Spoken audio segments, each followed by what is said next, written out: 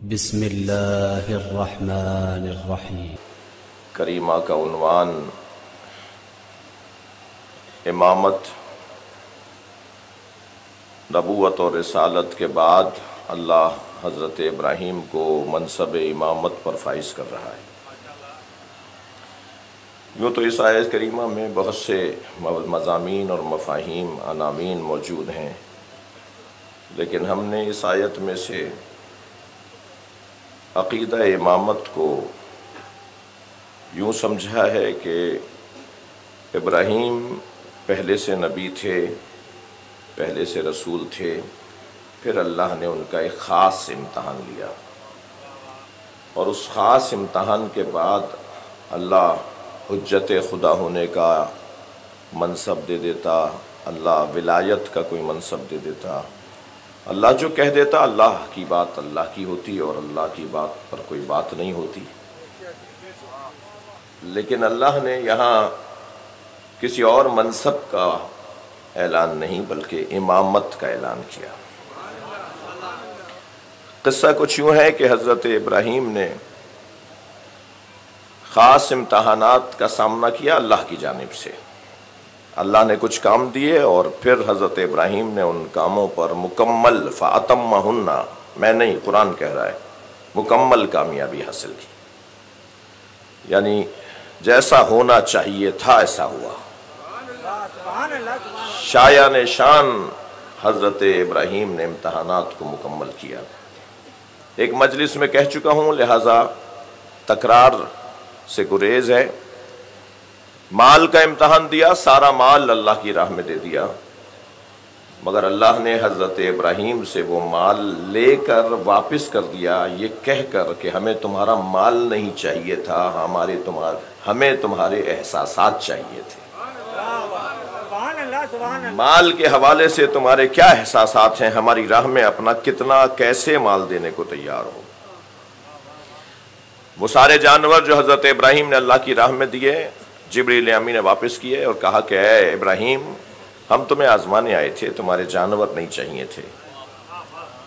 پھر کچھ مدت کے بعد دوسرا امتحان یہ لیا گیا کہ ٹکرا جاؤ معاشرے کے، سماج کے ان مزاجوں سے، ان عادتوں سے جس سے سماج انتہائی پستی کا شکار ہے، یعنی بت پرستی۔ توڑ ڈالو بتوں کو جا کر۔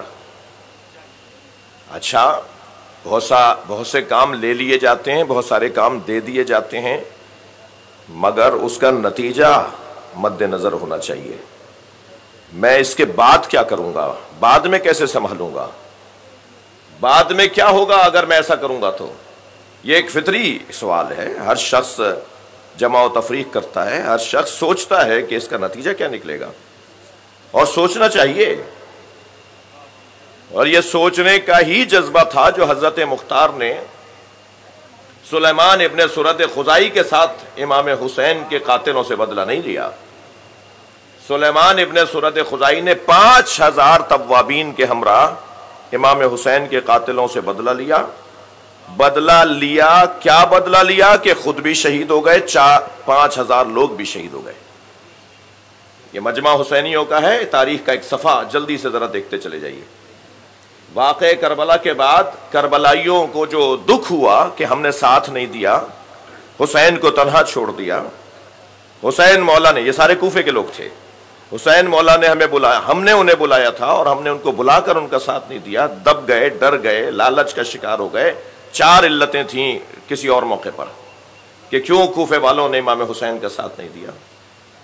بالآخر ایسا وقت آیا کہ یہ لوگ پشیمان تھے، نادم تھے، روزانہ روتے تھے اور کہتے تھے کہ ہم سے بہت بڑی غلطی ہو گئی، تو اس کا ازالہ کیا کریں؟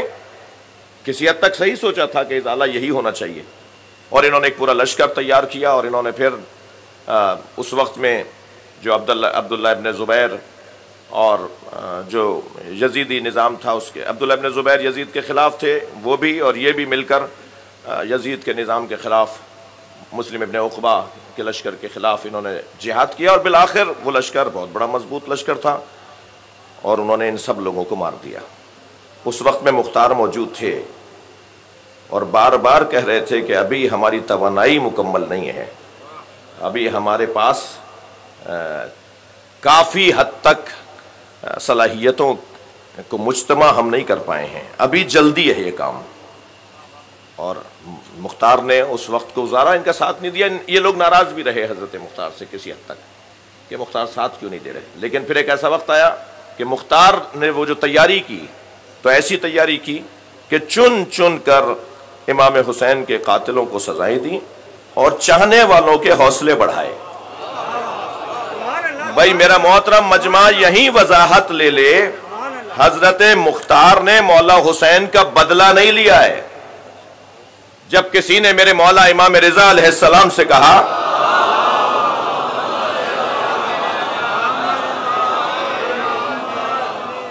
کہ پھر یہ بدلہ تو ہو گیا، مختار نے بدلہ لے لیا، پھر یہ گریہ کیسا، پھر یہ ماتم یا عزاداری، پھر یہ دکھ، یہ پھر ہر سال محرم کا انعقاد کیسا، کیونکہ امام نے اپنے چاہنے والوں کو کہا کہ محرم چاند رات سے امام کے گھر سے رونے کی آوازیں بلند ہوئیں، پہلی محرم سے مرثیہ پڑھنے والے شاعروں نے مرثیہ کہنا شروع کیا۔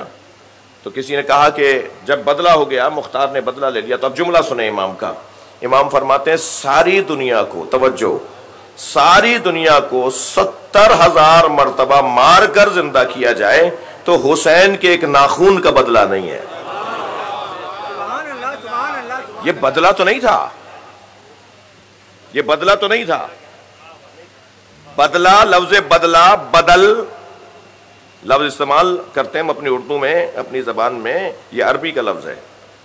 بدل، نعم البدل، ہم ایک لفظ استعمال کرتے ہیں۔ امام حسین کا بدل کون ہے؟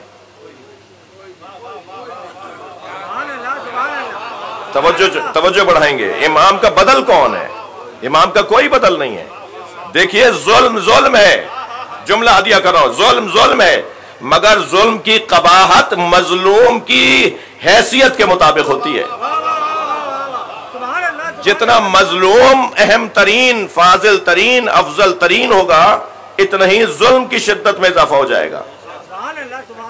مظلوم جتنا محترم ہوگا، ظلم میں اتنا ہی شدید کہلائے گا۔ امام حسین جیسا تو کوئی نہیں ہے دنیا میں۔ آپ کی عقیدتیں، محبتیں میرے بیان کے ساتھ ہیں، آپ ذرا غور تو کریں۔ حسین حسین ہے، 14 میں 4 محمد ہیں، 4 علی ہیں، 2 حسن ہیں، حسین ایک ہی ہے۔ صلوات پڑھیں محمد و آل محمد۔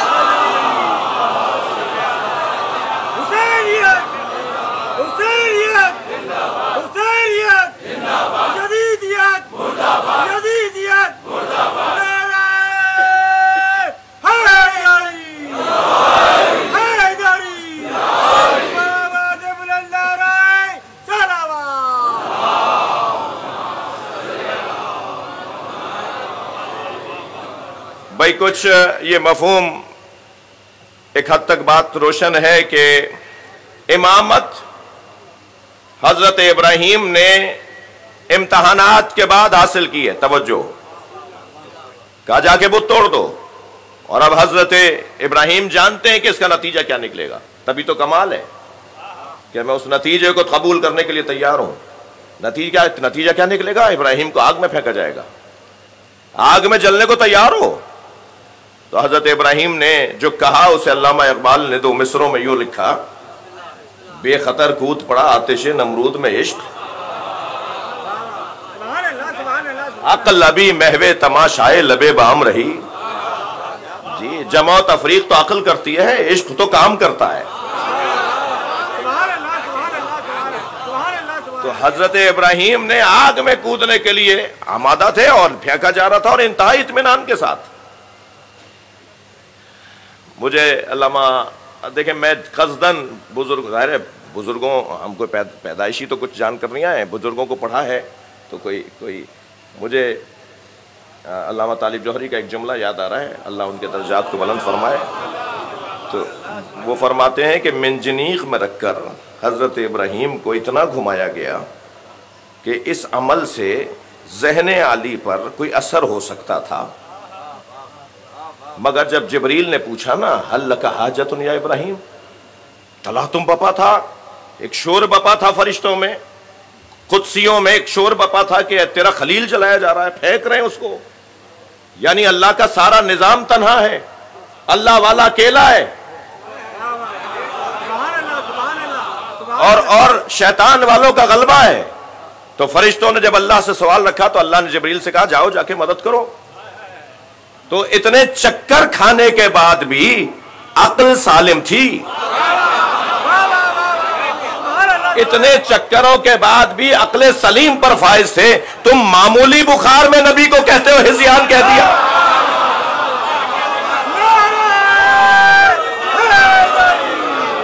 صلوات پڑھیں محمد و آل محمد.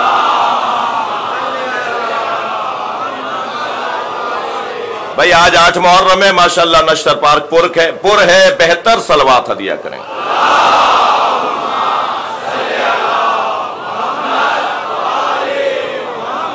انتہائی اطمینان کے ساتھ ابراہیم آگ کی طرف اڑتے ہوئے، فضا میں اڑتے ہوئے جا رہے ہیں.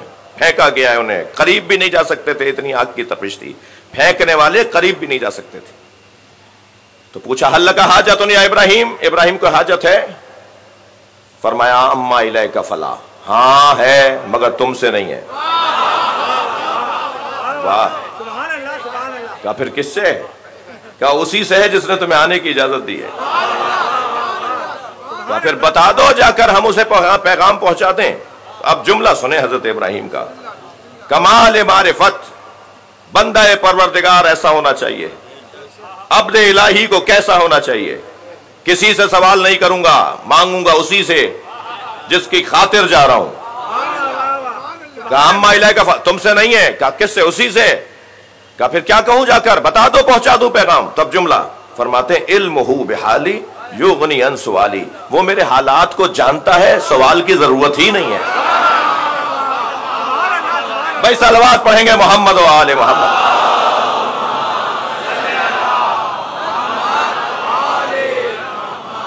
جلنے کو تیار ہو گئے، آگ میں چلے گئے، اطمینان کے ساتھ آگ میں کود رہے ہیں. تو اللہ کی آواز آئی یا نارو کونی بردن و سلاما، اے آگ اللہ ابراہیم پر ٹھنڈی پڑ جائے. آگ جلتی نظر آ رہی تھی مگر ٹھنڈی ہوائیں تھیں. خبردار خبردار، جو چیز نظر آ رہی ہو اسے مان نہ لینا. کیا معلوم کہ ہو کچھ اور، نظر کچھ اور آ رہی ہے. وہ جلتی ہوئی آگ میں ابراہیم بیٹھے ہیں اور اللہ نے فوراً اس امتحان سے گزارا. اور پھر آخری مرحلہ تھا جب بچے کے گلے پہ چھری چلائی. یہ آخری امتحان تھا حضرت ابراہیم کا. جان اپنی انسان بچوں پہ قربان کر دیتا ہے. اب بچے کو کس پہ؟ اور کون سا بچہ جو ضعیفی میں، بڑھاپے میں، منت مرادوں کے بعد آیا ہے. حضرت سارہ سے تو اولاد نہیں ہو رہی تھی. حضرت سارہ ہی ڈھونڈ کے لائیں اپنی کنیز کے طور پر حضرت ہاجرہ کو، اور خود دلہن بنایا، خود اپنے ہاتھوں سے انہیں اپنے شوہر کے لیے آمادہ کیا. اور یہ اور بات ہے کہ خاتون کا مزاج خاتون کا ہے، چاہے وہ نبی کی زوجہ ہو. دوسرے دن سے ہی پھر تناؤ شروع ہو گیا. یہ ایک علیحدہ بات ہے. یعنی وہ پھر پسند نہیں کر رہی تھی حضرت ہاجرہ کو، لیکن حضرت ہاجرہ کے ذریعے سے حضرت اسماعیل دنیا میں آئے. جی جب حضرت زید شہید سے کہا تھا نا حجاج بن یوسف نے کہ تم کنیز کی اولاد ہو، ہمارا مقابلہ کر رہے ہو. حضرت زید شہید کی والدہ سندھ سے تھیں. زیدی سادات کا ننیال سندھ ہے. تو یہ جب اس نے بے ادبی کی، جب گرفتار کر کے لائے، کہا کہ تم کنیز کی اولاد ہو، تو انتہائی اطمینان کے ساتھ، ہاتھ بندھے ہوئے تھے، ہونٹ کٹا ہوا تھا، سر میں سے خون نکل رہا تھا. کچھ دیر کے بعد شہادت اور دنیا سے رخصت ہونے کا یقین تھا. اس کیفیت میں اطمینان ہونا یہ ہنر مانگتا ہے. اس کیفیت میں آواز دے کر کہا کہ اگر کنیز کی اولاد ہونا کوئی عیب ہوتا تو ہم سب کے جد اعلیٰ حضرت اسماعیل بھی ایک کنیز کی اولاد ہے.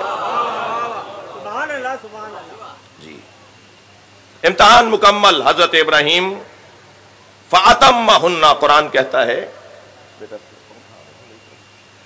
حضرت الہیہ اللہ کا جواب آتا فَأَتَمَّهُنَّ. امتحان میں ابراہیم مکمل کامیاب ہے. اور مکمل کامیابی کے بعد کیا سند دی جا رہی ہے؟ سند دی جا رہی ہے قَالَ إِنِّي جَاعِلُكَ لِلنَّاسِ إِمَامًا. اے ابراہیم اللہ کہہ رہا ہے اے ابراہیم ہم تمہیں لوگوں کا امام بنا رہے ہیں۔ حضرت ابراہیم نے فوراً ایک سوال کیا وَمِن ذُرِّيَّتِي، میری اولاد میں سے، یہ نہیں کہ میری اولاد، سارے بچوں کو امام نہیں دیکھنا چاہتے، وہ بھی جانتے ہیں کہ ہر ایک کے بس کی نہیں ہے، وہ بھی جانتے ہیں کہ یہ مقام ہر ایک کا نہیں ہے، کچھ میری اولاد میں سے کچھ کو امام بنائے گا؟ تو اللہ نے جواب دیا لا ینال عہدی الظالمین، لا ینال عہد الظالمین، میرا یہ عہدہ ظالموں تک نہیں پہنچے گا۔ تو بس عزیزو، آج 8 محرم اور میں اصلی مضمون پر اس انداز سے کہ امامت کے لیے بنیادی شرط عصمت ہے، یعنی امام وہ نہیں ہو سکتا جو معصوم نہ ہو، امام کا معصوم ہونا ضروری ہے۔ امام کی 3 روشن صفات ہیں، عقیدہ امامت پر آج 8ویں مرحلے پر ہوں۔ امامت کی 3 موٹی روشن صفات ہیں، میں مصداق شاید نہ بتاؤں، اور ضرورت کیا ہے بتانے کی، آپ صفات تلاش کر لیں، خود اہل نظر آ جائے گا، خود مصادیق نظر آ جائیں گے۔ لہذا امامت کی پہلے سن لیجئے کہ امامت کی 3 بنیادی شرط، 3 بنیادی صفات، ایک صفت اور دوسری صفت میں آج نہیں ٹھہروں گا، ایک صفت علم امام، وہ امام نہیں ہو سکتا جس کو پوری کائنات کا علم نہ ہو۔ دلیل کہاں سے لاؤں؟ اسی آیت سے دلیل، فَأَتَمَّهُنَّ، مکمل کامیابی، مکمل کامیابی بغیر علم کے کیسے ہوگی، بغیر معلومات کے کیسے ہوگی؟ پھر بھی اگر کسی کو رہے کہ نہیں یہ مراد کہاں سے لے لی آپ نے، تو پھر اسی قرآن نے حضرت ابراہیم کے لیے اعلان کیا نُرِیَ إِبْرَاهِیمَ مَلَکُوتَ السَّمَاوَاتِ وَالْأَرْضِ لِیَکُونَ مِنَ الْمُوقِنِینَ، ہم نے ابراہیم کو آسمانوں میں جو کچھ ہے دکھایا، زمینوں میں جو کچھ ہے دکھایا، تاکہ ابراہیم کا یقین مکمل ہو جائے۔ تو جو سب کچھ دیکھ سکتا ہو، جس کی نگاہیں کہیں رکاوٹ کا اور انسداد کا شکار نہ ہو، وہ امام ہوگا، یعنی علم امام، علم امام۔ توجہ، 27 مشکل سوال جوڑ کر لائے تھے مولا علی کے پاس، 6 سوال پر بھول گئے تھے کہ سوال کیا تھا۔ حضرت نے سوالات بھی بتائے، جواب بھی بتایا۔ جب کسی نے کہا کہ کیا آپ کا علم علم مصطفیٰ کے برابر ہے، یعنی علم کا یہ انداز، تو فرمایا ھذا لعاب النبی، خبردار میرے علم کو نبی کے علم کے برابر نہ کہنا، میرا علم لعاب مصطفیٰ ہے۔ پہلی مرتبہ سرکار نے جب مولا علی کو گود میں لیا، تھکے تو نہیں آپ حضرات، مولا نے گود میں لیا، گود میں لیا، پہلی مرتبہ مولا علی نے جو گھٹی لی ہے، جو پہلی غذا لی ہے اس مادی دنیا میں آ کر، وہ نبی کا لعاب دہن لیا ہے۔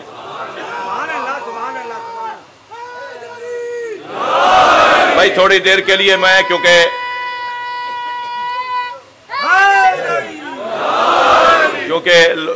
اپنے معاشرے کے ذہنوں سے بھی آشنا ہوں، آپ ہی کے درمیان رہتا ہوں، شہد چٹاٹ دینے کی گھٹی کو مان لیں گے؟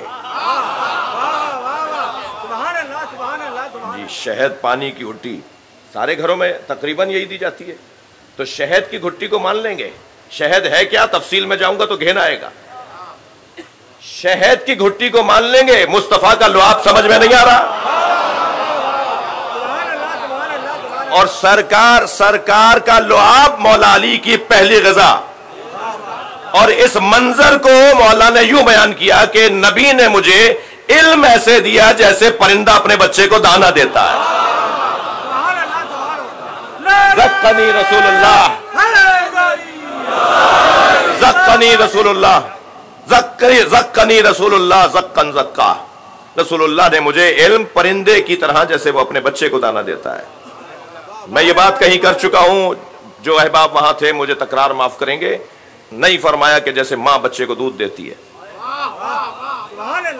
مولا چاہتے تو کہہ دیتے کہ مجھے نبی نے علم ایسے دیا جیسے ماں بچے کو دودھ پلاتی ہے، لیکن فرمایا مجھے نبی نے علم ایسے دیا جیسے پرندہ اپنے بچے کو دانا دیتا ہے، اس لیے کہ ماں جو دودھ پلاتی ہے وہ کھاتی نہیں ہے، 10 چیزوں کے نتیجے کو دودھ کہا جاتا ہے. جو لیتی ہے وہ دیتی نہیں ہے، لیکن پرندہ جو اٹھاتا ہے لیتا ہے وہی دیتا ہے. نبی مکرم اللہ سے جو لیتے تھے وہ علی کو دیتے تھے. سلامات پڑھیں محمد و آل محمد.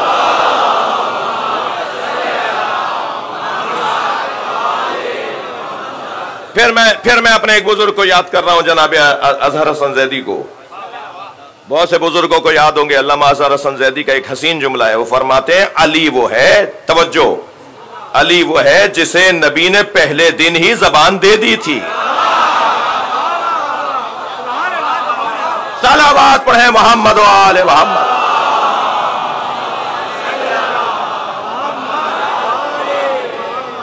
تو امامت کے لیے پہلی صفت علم.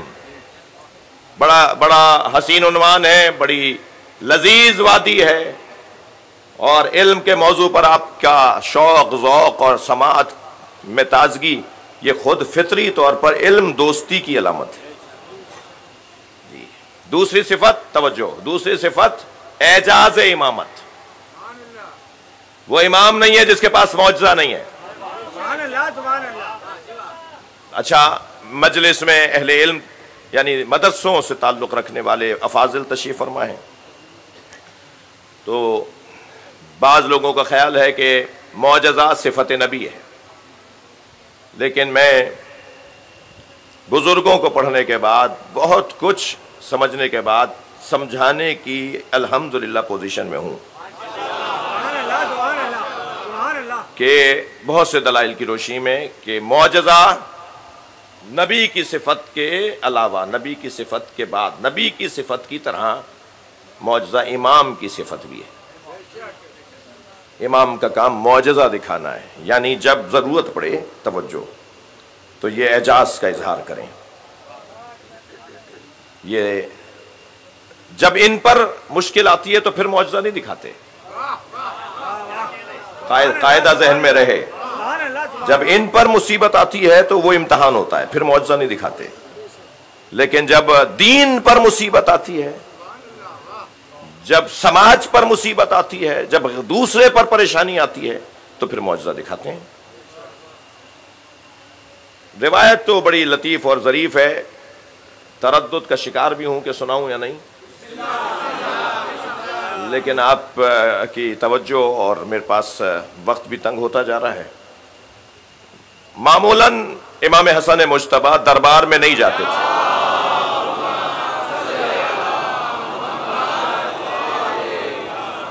جی، معمولاً مولا دربار میں نہیں جاتے تھے، مگر یہ کہ مصلحت امت کی ہو اس کی خاطر دربار میں جاتے تھے. سائیں ناصر شاہ صاحب تشریف فرمائے ہیں، جناب محترم وقار مہدی صاحب تشریف فرمائے ہیں.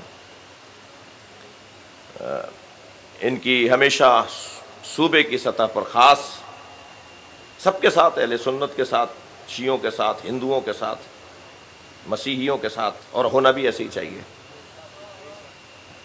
کیونکہ معاشرے میں تو دو طرح کے انسان رہتے ہیں نا. اما مولا علی کی تقسیم، معاشرے میں دو طرح کے انسان رہتے ہیں. اما اخ لک فی الدین، مولا علی فرما رہے ہیں، فاروق ستار صاحب ہدیہ کر رہا ہوں آپ کو مولا کا قول. مولا فرماتے ہیں اما اخ لک فی الدین، یا دین میں تمہارا بھائی ہے، اور نذیر لک فی الخلق، یا انسان ہونے میں تم جیسا ہے. تو مالک دونوں کے ساتھ ایک سا رویہ رہے. وہ دین والے بھائیوں سے، ہمارے گلگت بلتستان کے ایم کیو ایم کے ممبر اسمبلی بھی تشریف فرمائے ہیں، حسین بھائی، ان سیاستدانوں کو میں ایک ہدیہ کر رہا ہوں کہ تو یہ یقیناً ایسا کرتے بھی ہیں اور ایسا ہونا بھی چاہیے. دربار میں مولا، اور پھر دربار، جس دربار کی میں بات کر رہا ہوں تو اس کی تو بات ہی نہ کروں تو بہتر ہے. تو ایک ایسا بھی مرحلہ آیا کہ امام کو بلا لیا گیا، اور امام بھی ارادہ فرمایا کہ ہم جاتے ہیں، مگر آخر میں پہنچے، یعنی اجلاس ختم ہونے کو تھا تب حضرت کی کرسی خالی تھی جو حضرت کے لیے طے کی گئی تھی کہ اس پہ آ کر حسن بیٹھیں گے. امام کو اشارہ کیا گیا، ساری مجلس کھڑی ہو گئی، سارا اجلاس کھڑا ہو گیا. حضرت کو پوچھا گیا کہ آپ کا ہم انتظار کر رہے تھے. حضرت نے فرمایا میرا دل نہیں تھا، مگر میں بعض امور کی خاطر اس دورانیے میں آیا ہوں اور مجھے کچھ بات بھی کرنی ہے۔ تو وہ جو میزبان صاحب تھے شام سے آئے ہوئے تھے، انہوں نے ان کے سامنے جو انبار تحفوں کا رکھا ہوا تھا، جو گفٹس اور ہدایہ انہیں پہنچائے گئے تھے، اس کا ایک انبار لگا ہوا تھا، ایک بہت بڑی تعداد میں وہ تھے۔ تو جیسے ہی امام تشریف فرما ہوئے تو انہوں نے اپنے غلام کو آواز دے کر کہا کہ یہ سارے تحفے حسن مشتبہ کے سامنے رکھ دو۔ وہ امام کے سامنے وہ تحفے رکھ رہا تھا، تو جب وہ تحفے رکھ رہا تھا تو کہنے لگے انا ابن فلانا، اپنی والدہ کا نام لیا، میں فلانا کی اولاد ہوں۔ تو محفل بڑھتی رہی، محفل کچھ ہی دیر بعد جب ختم ہوئی تو ایک اور غلام نے آگے بڑھ کر امام حسن کی جوتیوں کو سیدھا کیا،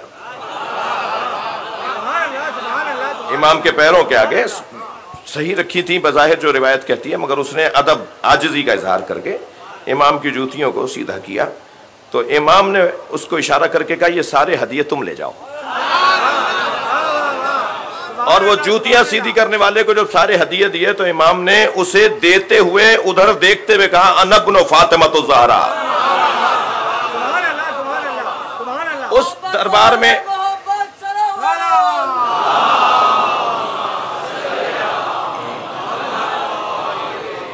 بھائی جو روایت سنانے جا رہا ہوں، معجزے کی بات بچوں کے ذہن میں رہے، اگرچہ آج ارادہ نہیں تھا کہ اعجاز پر گفتگو، کیونکہ اعجاز کی تعریف بھی ہونی چاہیے، علم کی تعریف بھی ہونی چاہیے، لیکن بہرحال مضمون آپ کے ہاتھ میں ہے۔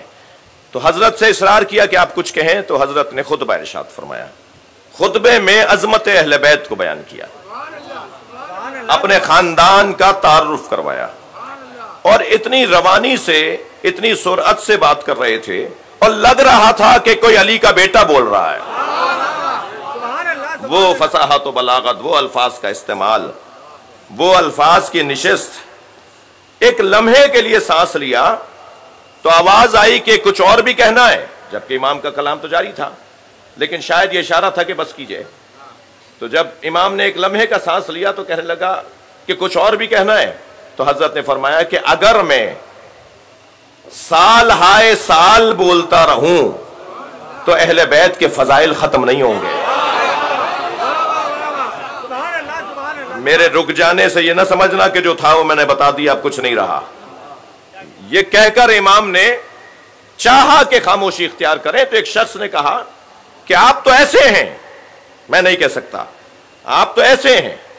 تو حضرت نے فرمایا کہ لو شئتو لجال تو عراق شامہ و شام عراقہ، توجہ، اگر میں چاہوں تو میں شام کو عراق بنا دوں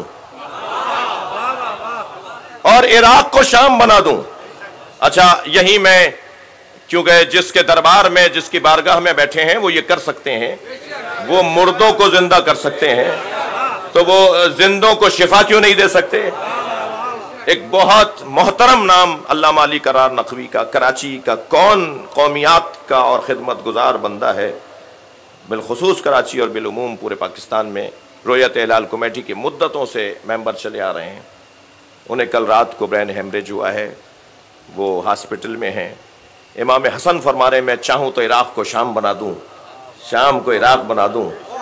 تو جو عراق کو شام بنا سکتا ہے، شام کو عراق بنا سکتا ہے، ہمارے عزیز کو شفا بھی دے سکتا ہے۔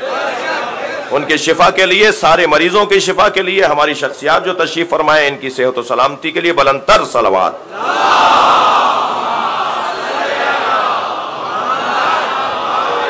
ماشاءاللہ ماشاءاللہ، بس وہ روایت پوری سن لیجئے میرے بچے، وہ روایت پوری سن لیجئے، میں بات پوری کر دوں۔ امام فرماتے ہیں میں چاہوں تو عراق کو شام بنا دوں، شام کو عراق بنا دوں۔ جیسے ہی حضرت نے یہ جملہ فرمایا نا تو ایک شخص کھڑا ہو کے کہنے لگا فمو کا صغیر کلاموں کا کبیر، دہن چھوٹا ہے بات بڑی ہے۔ یہ بے ادبی تھی نا جی، کہنے لگا فمو کا صغیر کلاموں کا کبیر۔ تو جیسے اس نے یہ جملہ کہا نا تو امام نے فرمایا اما فنظر الیہ فنظر الیہ فنظر الیہ وقال اما تستحین تجلسین فی الرجال، غور سے اسے دیکھ کے کہا تجھے شرم نہیں آ رہی مردوں میں بیٹھی ہے؟ بھائی صلوات پڑھ دیجئے محمد و آل محمد۔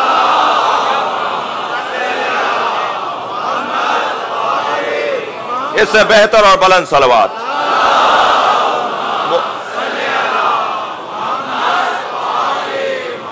معجزہ ذہن میں رہے. معجزہ ایک مثال دی ہے. امامت کا دوسرا عنوان اور صفت اعجاز. مستقل گفتگو کی ضرورت ہے. صرف معجزے پر بات ہو, صرف علم امام پر بات ہو, اور عصمت امام. تیسری صفت عصمت امام. امام کی عصمت, یہ صفات امام میں سے. کیسے, کہاں سے میں اس بات کو کہہ رہا ہوں؟ لا ینال عہد الظالمین. ظالم تین طرح سے تصور کیا جا سکتا ہے جی.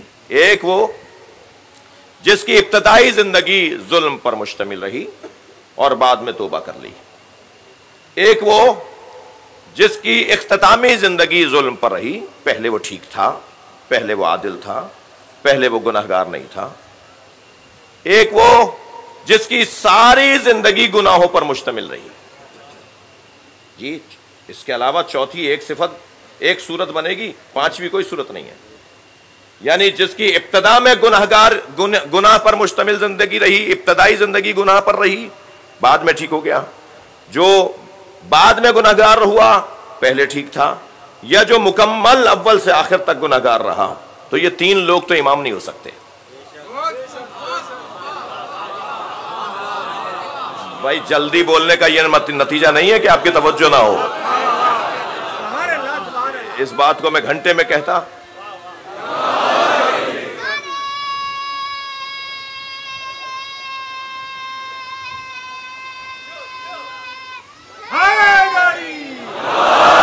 جو ابتدا میں گناہگار رہے, لا ینال عہد الظالمین, میرا عہدہ ظالموں تک نہیں پہنچے گا. وہ اس کا عنوان نہیں بن سکتے, وہ امام نہیں بن سکتا. بھائی میں کوئی ارادہ نہیں رکھتا اور نہ ہی اچھا ہے, مگر اتنا تو کہنے کا حق ہے نا کہ جنہیں کسی کو امام ماننے کا شوق ہے وہ ان کی زندگیوں پر بھی غور کریں. جن کی ابتدائی زندگی گناہ پر رہی. بھائی توجہ, ٹائم کم ہے میرے پاس. جن کی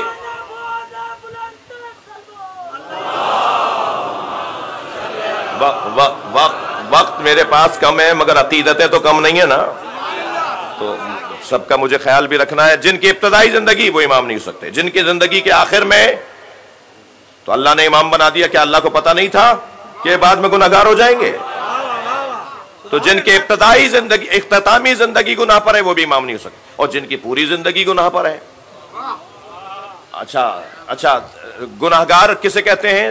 ظالم گناہگار ہے, گناہگار ظالم ہے. وَمَن يَتَعَدَّى حُدُودَ اللَّهِ فَقَدْ ظَلَمَ نَفْسَهُ. جس نے گناہ انجام دیے اس نے اپنے اوپر ظلم کیا ہے. اور جو ظالم ہے, لا ینال عہد الظالمین, وہ اس عہدے پہ نہیں پہنچ سکتا. تو اب ایک ہی تو تصویر رہ گئی, ایک ہی تصویر رہ گئی کہ جس کی زندگی میں گناہ کا گزر ہی نہ ہو, جو گود میں نبی کے آیا ہو. بھائی تھک کر نہیں سنے جو میں کہہ رہا ہوں, تھک کے نہیں سنے. جو نبی کی گود میں نہیں کعبے میں آیا ہو, اور جو مسجد سے گیا ہو, جس کا ابتدا بھی اللہ کے گھر سے, جس کی انتہا بھی اللہ کے گھر سے, حق ہے کہ پھر اسے امام کہا جائے. صلوات پڑھیں محمد و آل محمد.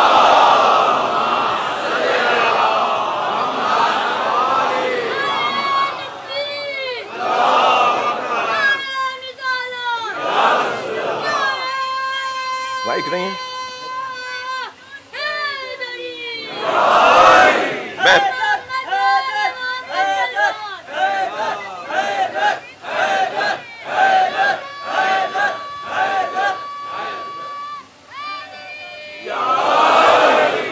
امامت کے لیے عصمت ضروری ہے. بظاہر میں نے ایک نتیجے تک اپنے مضمون کو پہنچایا ہے, مگر کل کی مجلس جس کا ایک حصہ مضمون کا تکملہ اور ایک حصہ عالمی اور ملکی سطح پر مسائل اور مشکلات کی دہرائی اور اعادہ اور توجہ ہے۔ شخصیات تشریف فرما ہیں، اہل حل و عقد بیٹھے ہوئے ہیں،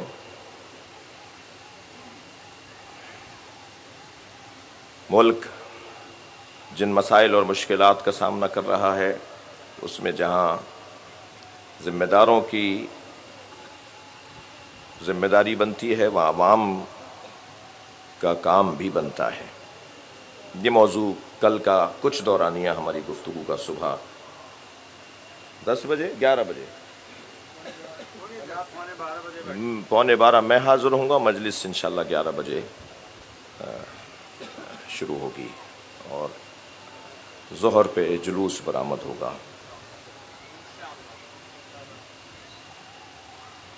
8 محرم ہے۔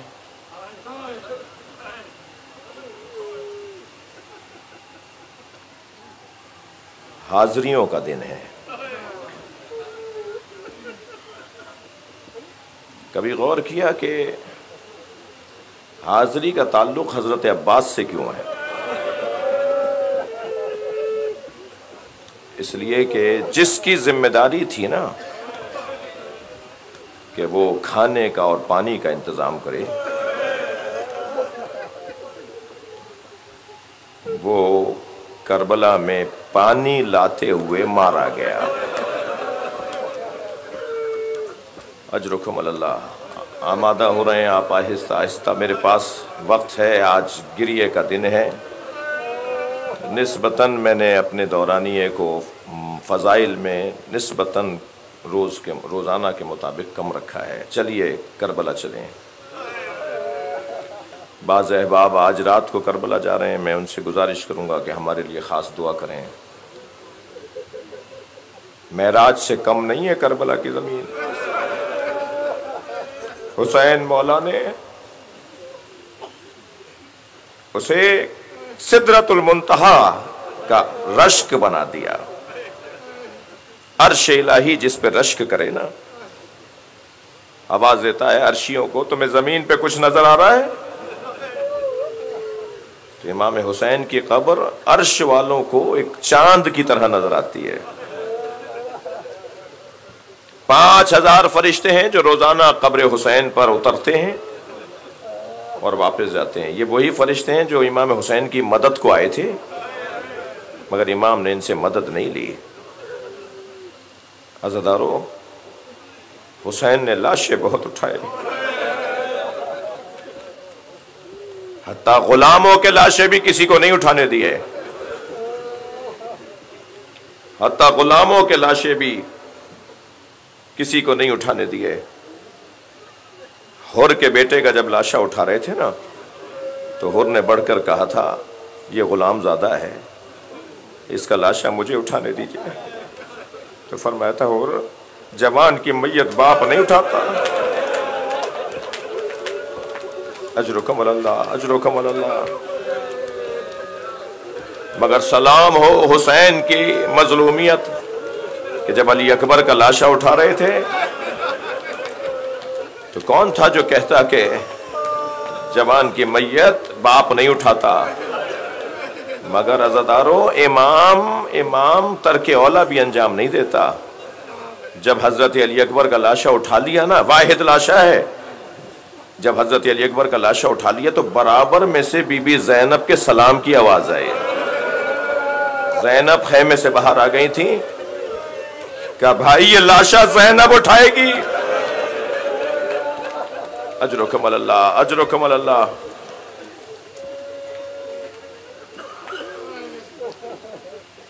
لاشیں حضرت نے بہت اٹھائے، مگر ایک لاشے پر امام کی غربت دیکھیے۔ واحد لاشا ہے جو خیمے میں نہیں لے کر آئے، لاشا نہر کے کنارے چھوڑ کر آ گئے، مڑ مڑ کر بھائی کا لاشا دیکھتے رہے۔ بڑا دکھ تھا امام حسین۔ عباس نہر کے کنارے چھوڑ کر آ گئے۔ آپ رو رہے ہیں نا، جب مولا چھوڑ کر آ گئے تو ظالموں میں یہ بات گشت کرنے لگی کہ عباس زندہ ہیں۔ कुछ ही देर में उठ के खड़े होंगे और फिर दुश्मन पे हमला करेंगे। तो 100 तलवार बरदार जालिम आगे बढ़े और इतनी तलवारें मारी कि कतलू हो एरबा नेरबा, हजरत अब्बास का जोड़ जोड़ अलहदा कर दिया। जिसका कद करबला में सबसे दराज था उसकी कब्र करबला में सबसे छोटी है। एक चटाई में, गठड़ी नुमा चटाई में, अजरो कमल अल्लाह, अजरो कमल अल्लाह, हक है ऐसे ही रोने का। 8 मुहर्रम की मजलिस है, जिन्हें रोना आ रहा है अपनी आवाजों को आजाद करें, और जिन्हें आंसू नहीं आते अल्लाह से एक कतरा अश्क मांग लें। अजरो कमल अल्लाह, अजरो कमल अल्लाह। 2 साल की उम्र थी हजरत अब्बास की कि जनाब उम्मुल बनीन ने ये कहना शुरू किया, अब्बास तुम्हारे बाबा ने मुझसे अक़्द इसलिए किया था कि अल्लाह मुझे शुजा बेटा अता करे और करबला में मेरे अब्बास के वो काम आए। अब्बास तुम्हें करबला के लिए जखीरा किया गया है। जो बचपन से करबला करबला करबला सुन रहा था ना, वो जब करबला में आया है तो इमाम हुसैन ने फरमाया, अब्बास जमीन खरीदो।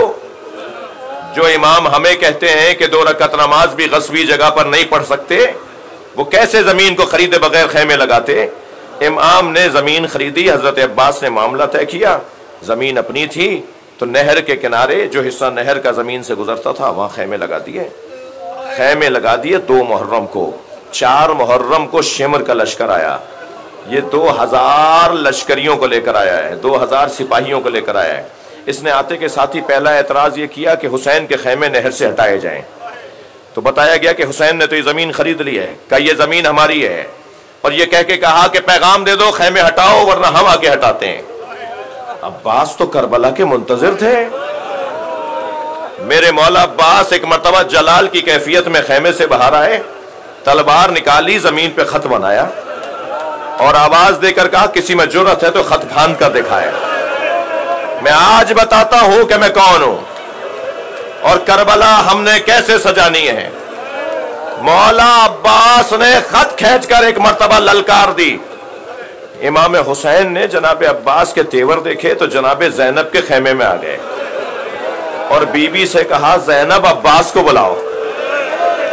जनाब फिजा ने जाकर कहा, छोटे शहजादे तुम्हें आकाजादी ज़ैनब बुला रही हैं। मुड़कर देखा, सलाम करके कहा, मां चंद लम्हों में खुशखबरी लेकर आ रहा हूं, मैं आज ही करबला का मार्का तमाम कर रहा हूं। जनाब फिजा गई, फिर पलट कर आई और आकर एक जुमला कहा, वो जुमला कयामत का है, और जुमला ये कहा कि ज़ैनब कहती हैं तुम आते हो या मैं आ जाऊं। हजरत अब्बास ने तलवार नयाम में रखी, जनाब ज़ैनब के खेमे में आए। क्या देखा, इमाम हुसैन बराबर में खड़े हैं। इमाम हुसैन को देखा तो समझ गए कि माजरा क्या है। आवाज देकर कहा, मौला क्या खेमे हटा लूं। इमाम हुसैन ने अपनी आंखों से, गर्दन से इशारा किया, हां हटा लो। हजरत अब्बास ने खेमे हटा लिए। 9 मुहर्रम को जब हमला हुआ, अल्लामा नक्कन साहब लिखते हैं कि जितने खुश अब्बास नजर आए, क्योंकि बार बार इमाम हुसैन फरमाते थे हमें पहल नहीं करनी, हमें पहल नहीं करनी, अब्बास हमें पहल नहीं करनी। तो जब पहल हो गई ना दुश्मन की तरफ से, तो नक्कन साहब फरमाते हैं जितने खुश अब्बास नजर आए, घोड़ा दौड़ाते हुए आए बाहर, घोड़ा रोका खेमे से बाहर, इज़्ने दुखूल लिया इमाम हुसैन से, खेमे में आए। मौला आप कहते थे पहल नहीं करनी, दुश्मन ने पहल कर दी, अब हम अपना जवाब देने जा रहे हैं। इमाम ने फरमाया, अब्बास जाओ एक रात की मोहलत लेकर आओ। मौला हुसैन से कहूंगा, मौला हजरत अली अकबर को भेज दिया होता,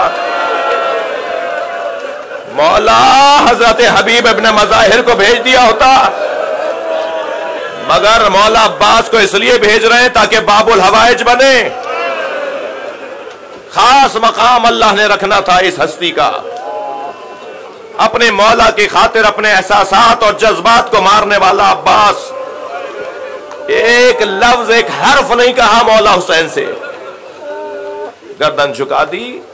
अल्लाह किसी करीम को यह दिन और ये इम्तिहान में न डाले। یہ امتحان نہ دے۔ گئے عمر سعد کے خیمے کے باہر کھڑے ہو کے آواز دی، میں عباس علی ہوں، حسین کا سفیر ہوں۔ حسین نے کہا ہے کہ جنگ عاشور کے دن کرو، اسے ایک دن آگے بڑھا دو۔ کہنے لگا میں مشورے لے کر بتاؤں گا۔ جملہ بڑا سخت ہے، کیسے کہوں؟ کھڑا رکھا حضرت عباس، مگر حکم امام۔ کچھ دیر کے بعد آ کے کہا کہ مشورہ مکمل ہوا، جنگ اب عاشور کے دن ہوگی۔ یہ میں نے آپ کو چند مثالیں دے دیں کہ حضرت عباس نے اپنی ذات کو کیسے ختم کیا، اور جو اپنی ذات کو ختم کر دے وہ راضیتاً مرضیہ ہو جاتا ہے، فادخلی فی عبادی وادخلی جنتی پر فائز ہو جاتا ہے، پھر وہ باب الحوائج بن جاتا ہے، پھر اسے پکاریں گے تو اللہ جواب دے گا۔ ایک قیافہ شناس کہتا ہے کہ کوفے میں نے کٹے ہوئے سر دیکھے جو نیزوں پہ سوار تھے۔ کہتا ہے ایک سر کو دیکھ کر حال بیان کیا کہ یہ کیسا تھا، اس کی صفات کیا تھیں، اس کی عادات کیا تھیں۔ تو جب سارے سروں کو دیکھ کر اس نے بتا دیا تو کسی نے کہا ایک سر گھوڑے کی گردن میں بھی بندھا ہوا ہے۔ بڑا سخت جملہ ہے جو میں نے کہہ دیا۔ حضرت عباس کا سر نیزے کی انی پر چڑھتا نہیں تھا، بار بار گر جاتا تھا۔ یہ واحد سر تھا جو گھوڑے کی گردن میں باندھا گیا تھا۔ سخت جملے ہیں، شاید اس وجہ سے کہ اس سر سے زینب کا کھلا سر نہ دیکھا نہیں جاتا تھا۔ بیٹھ گیا زمین پر، اجرکم اللہ، اجرکم اللہ، اجرکم اللہ۔ تھکے نہیں عزادارو، مجھے جلدی نہیں ہے، مجھے نہیں پتا آئندہ سال یہ دن، یہ خاص مجلس ہمارے لیے کیسے لکھی ہے، ہم ہیں بھی یا نہیں ہیں۔ بیٹھ گیا زمین پر، حضرت عباس کے چہرے کو دیکھا اور یہ کہہ کے کھڑا ہوا، یہ چہرہ بتا رہا ہے کہ یہ گھٹ گھٹ کے مرا ہے، جو اس کی آرزویں تھی پوری نہیں ہوئی۔ اجرکم اللہ، اجرکم اللہ۔ اب عاشور کا دن آ گیا، عباس جاؤ بچوں کے لیے پانی لے آؤ۔ جناب عباس نے مشکیزہ لیا، سکینہ بی بی کا مشکیزہ ہے، لے کے چلے ہیں خیمہ گاہ سے نہر کی طرف۔ اور جب آ رہے تھے حضرت عباس نہر کی طرف تو ایسا لگ رہا تھا جیسے شیر آ رہا ہو۔ دشمن پر ایک روب طاری تھا، تنہا عباس لشکر کی طرح آ رہے تھے۔ بہت ہی تیزی سے گھوڑا دوڑاتے ہوئے فرات میں گھوڑے کو پہنچایا۔ گھوڑا گھٹنوں تک پانی میں گیا۔ حضرت نے پشت فرس پہ بیٹھے بیٹھے مشک بھری، اور مشک بھرتے ہوئے ہاتھوں میں ٹھنڈا پانی لگا، چلو بھرا، اسے غور سے دیکھنے لگے۔ دور سے دشمن یہ دیکھ رہا تھا، وہ یہ سمجھ رہا تھا کہ یہ پانی پئیں گے، لیکن حضرت عباس نے پانی چلو میں لیا۔ میں کہتا ہوں کہ اس چلو میں، اس پانی میں سکینہ کی تصویر آئی ہوگی۔ ایک مرتبہ پانی دوبارہ نہر پر پھینکا۔ عزادارو بتا دوں ہاتھ کیوں کٹے حضرت عباس کے؟ کربلا میں واحد شہید ہے جس کے دونوں بازو کاٹے گئے۔ مولا شاید آرزو رکھتے تھے یہ ہاتھ ہی کٹ جائیں جنہوں نے پانی کی ٹھنڈک محسوس کی ہے۔ مولا نے مشکیزہ بھرا، لے کر چلے، اور بہت تیز دوڑتا ہوا گھوڑا آ رہا تھا کہ کمین گاہوں سے حملہ ہونا شروع ہوا۔ پہلے ایک بازو کٹا، مولا نے دوسرے بازو میں مشکیزے کو لیا، اور پھر دوسرا بازو کٹا۔ اپنے دانتوں میں مشکیزے کے تسمے کو ایسے تھاما جیسے کسی شیر کے منہ میں شکار ہو، اور جاتے ہوئے اپنے آپ سے کہہ رہے تھے ذرا اور ہمت کر لے، کچھ ہی فاصلہ رہ گیا ہے، میرے مولا تک پانی پہنچانا ہے۔ کہ ایک مرتبہ ہرملا کی آواز آئی، لاؤ میں تیر مار کے عباس کو روکوں۔ مختار کو کہا تھا میں نے عباس کے مشکیزے میں تیر مارا تھا، تیر کا لگنا تھا کہ پانی کے ساتھ آس بہنے لگی۔ گھوڑے کو آواز دے کر کہا، اے رہوار میں اس قابل کہاں رہا کہ اب میں خیموں کی طرف جا سکوں؟ تھکے نہیں عزادارو، آپ کی آوازیں بلند ہیں۔ کہ میں اس قابل کہاں رہا کہ خیموں تک جا سکوں؟ گھوڑا مڑنے لگا تو سر پہ گرز آ کے لگا، عباس کی آنکھ میں تیر آ کے لگا۔ اب جس کے ہاتھ نہ ہو وہ زمین پر کیسے گرے؟ जनाब उम्मुल बनीन सारी जिंदगी ये कह के रोती रही, कोई तो मुझे बताए मेरा अब्बास घोड़े से कैसे गिरा। अजरो कमल अल्लाह, अजरो कमल अल्लाह, अजरो कमल अल्लाह। घोड़े से जमीन की तरफ आए, आवाज दी, मौला मेरा सलाम। हुसैन ने कमर पकड़ ली, अब्बास अब मेरी कमर टूट गई। हुसैन आगे बढ़े, हुसैन आगे बढ़े। बड़ा सख्त जुमला है जो कहने जा रहा हूं, मुझे अंदाजा है वक्त तंग है, मगर मैं अपने वक्त में बात मुकम्मल करूंगा। हुसैन आगे बढ़े और घोड़े से कहते जा रहे थे, मुझे भाई तक जल्दी पहुंचा, मुझे मेरे भाई तक जल्दी पहुंचा। दौड़ता हुआ घोड़ा, सुनेंगे रोने वालों, दौड़ता हुआ घोड़ा रुक गया। इमाम ने उसकी गर्दन पे दफ्ते शफकत रखा, फरमाया ये वक्त नहीं है रुकने का। इमाम अपने घोड़े को चाबुक नहीं मारते थे, कहते थे तेज चल तो ये तेज चलता था, रुक जा तो रुक जाता था। घोड़े की गर्दन पे हाथ रख के फरमाया ये वक्त नहीं है रुकने का। तो घोड़े ने एक जानिब इशारा किया, इमाम ने जो मुड़कर देखा कटा हुआ बाजू अब्बास का। इमाम घोड़े से उतरे, अब्बास का बाजू उठाया, फिर घोड़ा आगे बढ़ा, फिर रुक गया, फिर इशारा किया, दूसरा कटा हुआ बाजू। इमाम ने अपने भाई के कटे हुए बाजू उठाए। अब मैं रोने वालों से सवाल करूं कि हुसैन मौला के एहसासात कैसे हो गए होंगे।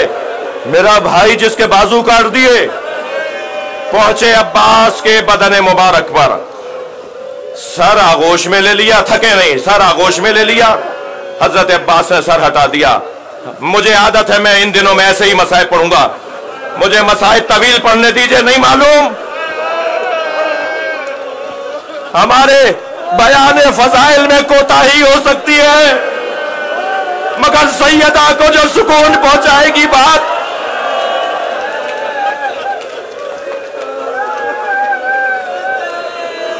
आगोश में अब्बास का सर लिया, हजरत अब्बास ने अपना सर हटा दिया। मौला ने पूछा, अब्बास सर क्यों हटाया, सर क्यों हटा रहे हो? कहा मौला ये सकीना की जगह है, मौला ये शहजादों की जगह है, मैं आपका गुलाम। अब्बास कोई वसीयत हो तो करो। कहा मौला पहली वसीयत यह है कि हाथ होते तो आपको जहमत न देता, मैं आपके चेहरे का दीदार करना चाहता हूं। फरमाया क्या चीज माने है? का मौला एक आंख में तीर है, एक आंख में खून है। इमाम ने अपने अबा के दामन से आंख का खून साफ किया, अब्बास की आंख खुली, मौला का चेहरा देखा। का मौला जब दुनिया में आया था तो पहली दफा आपको देखा था, अब दुनिया से जा रहा हूं तो आखिरी मर्तबा आपको देख रहा हूं। बड़ा सख्त जुमला है। मौला ने पेशानी का बोसा दिया, फरमाया एक आरजू हमारी पूरी कर दो। सारी जिंदगी मौला, आका, मालिक, एक मर्तबा भाई बोलो।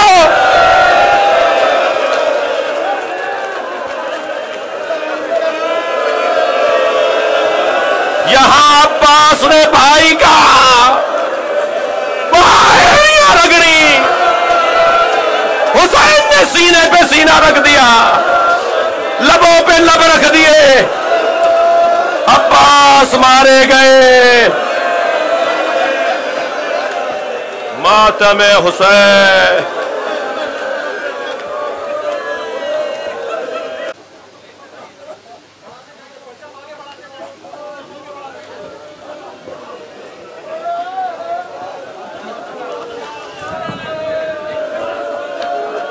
या अब्बास, या अब्बास, या अब्बास, या अब्बास।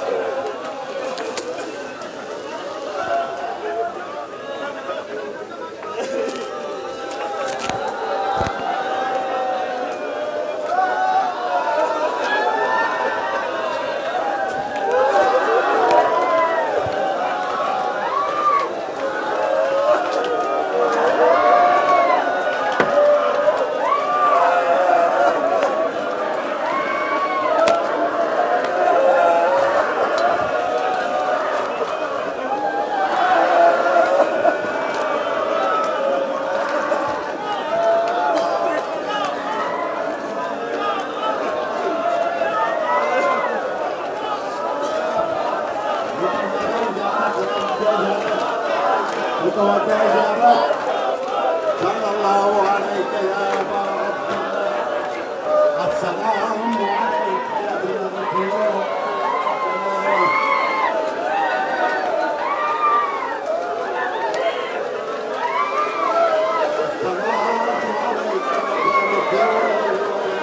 رسول سے گزارش ہے